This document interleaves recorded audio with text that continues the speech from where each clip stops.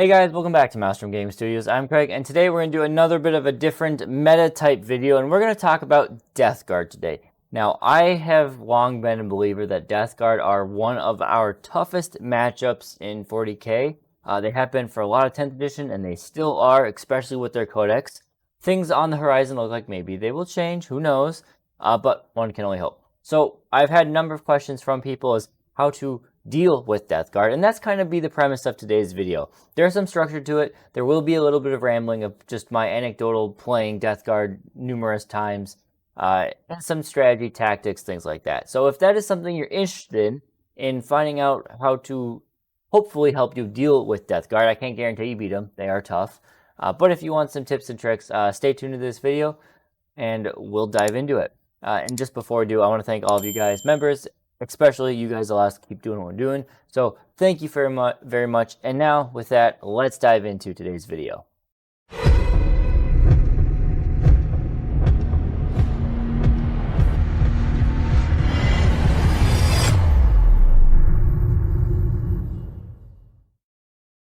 So let's start with what makes Death Guard good. There's a lot of things there. The biggest thing is their contagions. Their contagions are effective against every army, but they seem to be extra effective against a lot of Xenos armies, Tyranids being one of those. So they always have the -1 toughness if you are within contagion range, and that alone takes a lot of our big monsters down a bracket where they become vulnerable, because toughness is one of our monster strengths. You know, we go up to toughness 12 and 11, and we have one of every toughness, really. And bringing those toughness down allow them to meet a lot of breakpoints. Say our toughness 10 stuff, you will now have multi-meltas wounding them on 4s, or the toughness 12 stuff, their las cannon equivalents will now wound on 3s, and so on and so forth. It just makes their melee hit that much harder, or even their ranged hit that much harder. Furthermore, they also have another one that you can pick from that is either -1 to hit or -1 to the armor save. And both of these also are very good because Tyranids, we don't hit exceptionally well. We have very few units that hit on 2s. Most of them are 3s, and a lot of them are also 4s. So those 4s going to 5s are extremely detrimental, and those 3s going to 4s don't help at all. Along with that, there are some other benefits. They get strats and whatnot from being in the contagions. That alone is a lot to deal with for bugs. It does make us pretty vulnerable, pretty squishy, not able to hit back depending on which way they play. Most people right now have been going for the -1 to your armor save effectively. It's worse than your save by 1, but effectively -1 to your armor save, allowing just everything to just chunk through you with ease. Some other things that they have going for them is it feels like they have, I've already mentioned a little bit, endless options to deal with some of our tough bugs. They have pretty much, not fully, but pretty much army-wide lethal hits, which just helps when going up against tough stuff. And they have a ton of great anti-tank options or anti-bug options that only get better when you couple it with that -1 toughness and -1 save that we already talked about. Really making it, unless you have a 4-up invuln save, you're not getting much against Death Guard. We could, alternatively, some players obviously would go towards, all right, monsters sound like they're not good against them. Let's go into hordes. Well, they have plenty of shooting as well. Plenty. Death Shroud, we'll talk about big flamers on them that just will chew through infantry. Plague Marines can chew through infantry at melee and range. Blight Lord Terminators can delete any type of infantry, really, they need to at range. They are just nasty, nasty things there, as well as they have some good indirect, some of the best indirect in the game in their in their Plague Burst Crawlers, their mortars on those, which pretty good indirect weapon is not great for Tyranids because we often rely on our squishy things hiding out of line of sight, our utility units specifically, and if those things just get indirected, sad news for them. They also, of course, you don't see him as often, but they have a faction leader in Mortarion, who is just nigh impossible for Tyranids to deal with, at T12, a 2-up, 4-up, 5-up, 16 wounds. I think it's 16 wounds, and just a ton of utility and damage output. So really good things for the Death Guard when it comes up to going against Tyranids. We'll talk on a few key units that if you have never played against Death Guard, you've rarely played against them, things to watch out for. The first two units are kind of a 1-2 punch because they go together, and that is Row Terminators and the Lord of Contagion. So the big thing with Row Terminators is that they're capable of a 6-inch deep strike. Now this has to be done, the 6-inch deep strike has to be done if they are coming near a unit that is in contagion range. So it often doesn't happen on turn 2, it's more likely to be turn 3, unless you're playing a certain detachment or there are other abilities that allow you to trigger that contagion easier. That being said, 6-inch deep strike on these units is terrifying because, you know, that's a 6-inch charge, and as you can see by these things' stats, they have good durability, but their damage output is ludicrous. The strikes on their attacks are 4 attacks, hitting on 2s, strength 8, AP 2, 2 damage. Now again, keep in mind, -1 to toughness and -1 to your save effectively makes these things AP 3 and kind of makes these things strength 9. And if you are thinking, again, you're thinking your hordes, well, each one of these pumps out 8 attacks hitting on 3s at strength 4, AP 1, damage 1. Again, think of the -1 toughness. That is butchering. 3 of these Death Shroud are butchering 20 Termagants almost every day. To make their stuff even more terrifying, the Lord of Contagion often joins these Death Shroud. The Lord of Contagion, in his own right, is very powerful at 5 attacks, at hitting on 2, strength 9, AP 2, 3 damage, but he also gives the unit lance and sustain hits on the chart, which means all of these things are getting lance, sustain, and lethal, meaning that they can trade up into just about any unit with ease. You often see them being a 3-man block with just a Lord of Contagion is powerful enough, but you will sometimes see a 6-man block with a Lord of Contagion, and you'll often see more than one Lord of Contagion. Maybe it's 2 3-mans with a Lord of Contagion each, or you do a big 6-man with a Lord of Contagion as well. They are just really, really tough to deal with because they just kill whatever you want. You really just kind of have to sacrifice a unit to them. They're not the hardest thing to deal with. 4 wounds at T7, 2-up, 4-up is nasty. But specifically for the Tyranids, we have a ton of higher strength, AP 2, damage 3 weapons. It just takes, 2 swings to deal with these guys instead of 1 as a regular Terminator. Not impossible to deal with them. They do die, but they are nasty. On top of this, if you do manage to kill the whole squad, the Lord of Contagion also stands back up on a 2-up, which will mean he will likely be around for 1 more turn to cause 1 more set of pain for you. And that's just, it's a lot. It's an expensive package. Not that expensive, but it's an expensive package, and you're going to see it in every Death Guard list.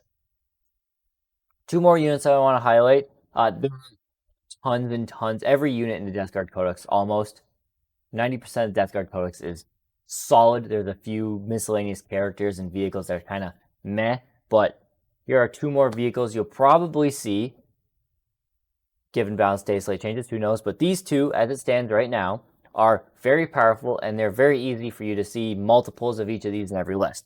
So we'll start with the Bloat Drone, specifically the Blight Launcher one, is very cheap, heavy firepower. It's essentially an exocrine on a 60mm base, not a 120mm oval. It moves faster, its toughness is only 1 less, it just has a few less wounds, but it has a 5-up invuln, and it actually is a higher strength. You trade off 1 extra strength, you trade off gaining 1 extra strength for 1 less AP and 1 less attack. Really dang powerful. These things, again, yeah, they float around and they do a ton of damage. If you like your new Raveners that we've been having lately, that people have been using, kiss them goodbye if they get into line of sight of a pair of these things, because they will likely just gut 2 of them together, will gut a squad of 10 Raveners with ease, pretty much. You also have the Malefic Blight Haulers. These are small, on 80mm basis, smaller tanks that are also quite nasty. They are great anti-tank / anti-monster. The big thing is that their special ability, Tank Hunter, is that in your shooting phase, if you target a monster or vehicle, you get not only +1 to hit, but you also get +1 to wound. Meaning their multi-meltas that already have lethal hits are getting at strength 9 with +1 to wound. But remember that -1 toughness will bring a lot of things, not everything, but a lot of things that'll bring from wounding on 4s to 3s, or 3s to 2s, and for our biggest bugs, that'll go from 5s to 4s, which is still very powerful. And then it also has a missile launcher on there, and though it's a little bile spurt, because why not? It is a cheap weapon platform that is durable. Again, 9 wounds, 3 up, 5 up, 10 wounds. Sorry, T9, 3 up, 5 up, 10 wounds. And they move really fast. So these things are very powerful units. You're going to see them a lot, and they are just annoyingly durable with that invuln save and that amount of wounds to deal with. Again, there are a ton of other units, the Death Guard. People are probably going to say, oh, you didn't talk about this, you didn't talk about that. There's a ton of other things, but I think the 4 units I mentioned here, you're going to see in pretty much every list, barring some crazy balanced data slate change. Now, we've talked a lot about the strengths of Death Guard. Let's talk about the weaknesses, because this is what we have to exploit in order to win as a Tyranid player. That is, the big one, their speed. They are slow. They have 3 methods of having speed in the Death Guard army. The first one we've talked about already is a 6-inch deep strike from Death Shroud. Once Death Shroud hit the table, they only move 5 inches. They do not have access to advance and charge, so they are slow models. That 6-inch deep strike, again, that is their speed. You will often see 1 or 2 rhinos in the list delivering the Plague Marines. Plague Marines, they move 6 inches. They're not slow, but again, no access to advance and charge, limited assault capabilities. They need to use the Rhino to get up to the board quick enough in order to be in the battle. But again, Rhinos, that's one of their methods. And finally, effectively, the ranged units, specifically some of them we talked about and some other ones, that is their threat, is their range. Their ranged firepower there. Once Death Guard are down on the table, the Rhinos are gone, the Death Shroud have deep struck, they're not too fast. Those 10-inch move vehicles we talked about, those are the fastest things in the Codex, and really, those aren't melee things. They want to be close, but the Blight Haulers want to be close, the Blight Drones want to be back, but still, they're not fast. It's trying to be what I'm getting at. So one thing that Death Guard really hate with their lack of speed are reactive and mobile shenanigans. Example for the Tyranids we'll talk about right now are Termagants.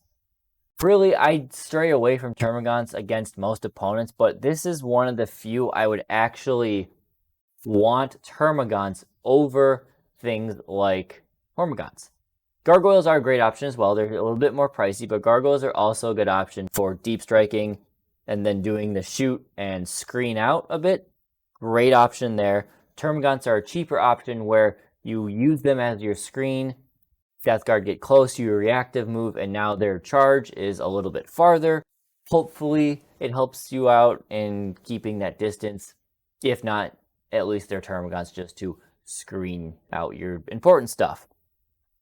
The other thing that is important to talk about with this whole lack of speed that they have, Death Guard, unless they're rolling or drawing perfect secondaries, they will often struggle at scoring secondaries. They're not an army that goes for that 35+ secondary game every time. They're very often, unless they're just destroying their opponent, going to be in that 20 to 30 range in their secondaries, just because they don't have the resources to do things like behind enemy lines, or they don't have units that can just sit and sabotage if they draw that on a later turn, or establish locus.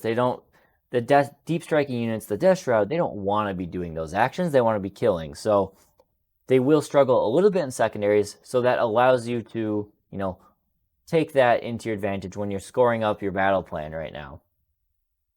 So some tactics to playing Death Guard. The biggest one right now that I can say and will always say, and understandably if you fall out of it because you just want to fight, play to score against Death Guard. Do not play to kill.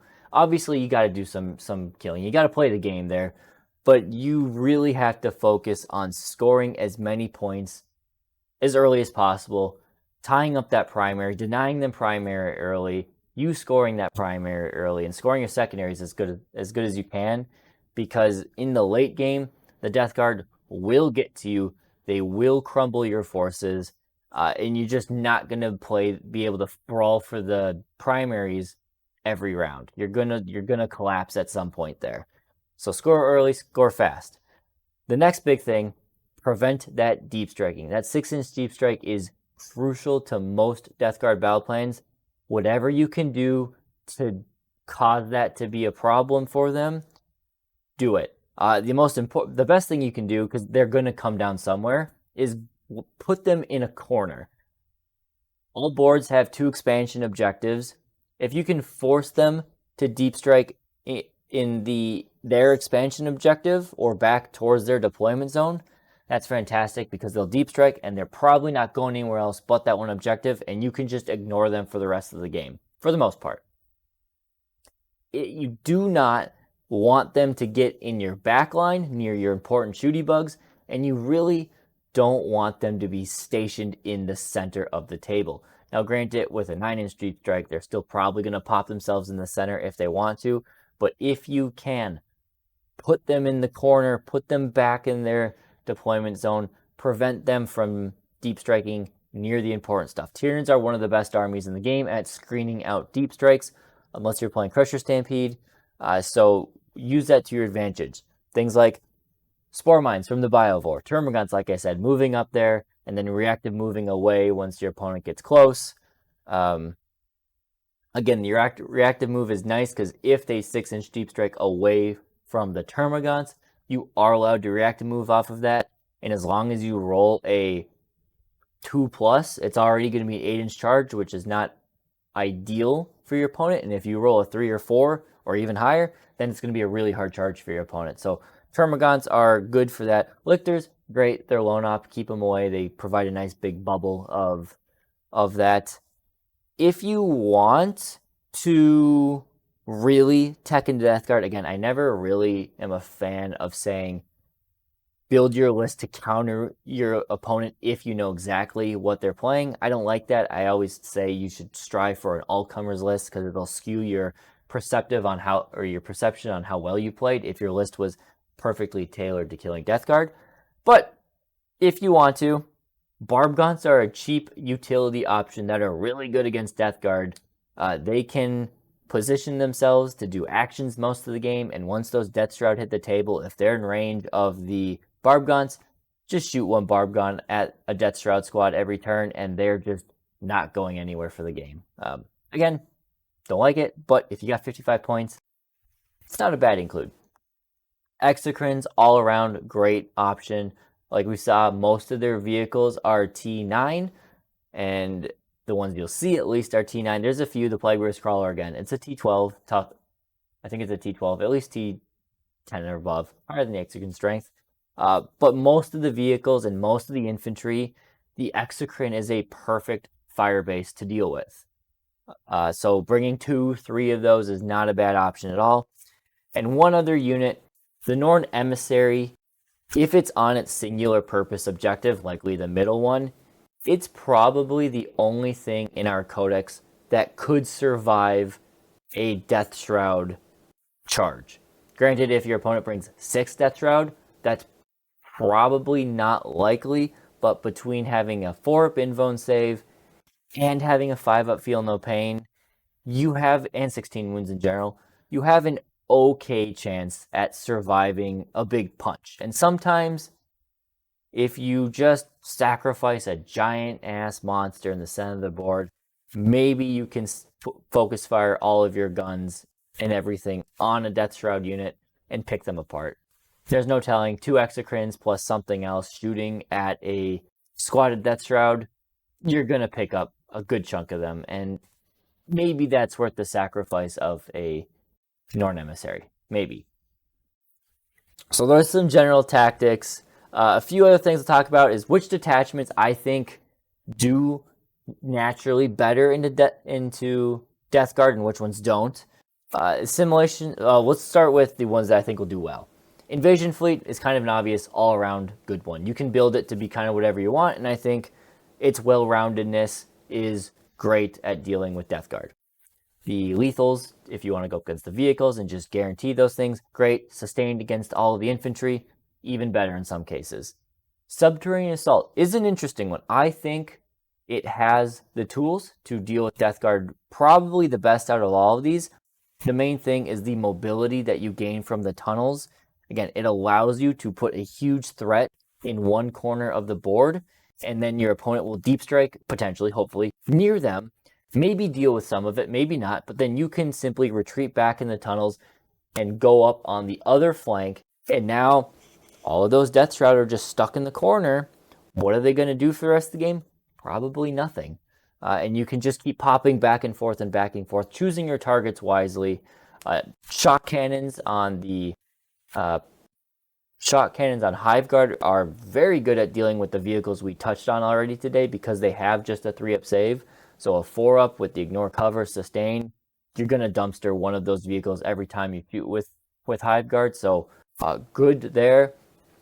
And again, it's not the best matchup because if you do get got by the Death Shroud, you typically don't have anything super durable in the detachment, and they will die. So it's a cat and mouse game there. Similar to cat and mouse game, Vanguard Onslaught will also play that. You have the speed and maneuverability, and you have the hitting power to really do a number to Death Shroud or just Death Guard in general. But you are extremely fragile. All of the units you're going to be using in that are 2 or 3 wound infantry models that have, at best, a 5-up invuln on Steelers. Otherwise, you don't have anything. So if those Plague drones or Blight Launcher drones get a bead on your Warriors or your Ravners, even your Gene Stealers, you're going to be in for a world of pain. You do have strats to give you that lone op. Try and work with it a little bit.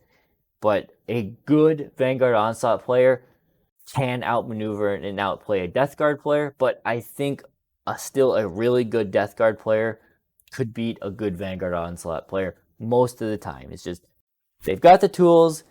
Can they draw the cards well and get the right secondaries, score and screen as much the first few turns? Because there's no way Vanguard Onslaught is going to survive a punch from Death Guard in general.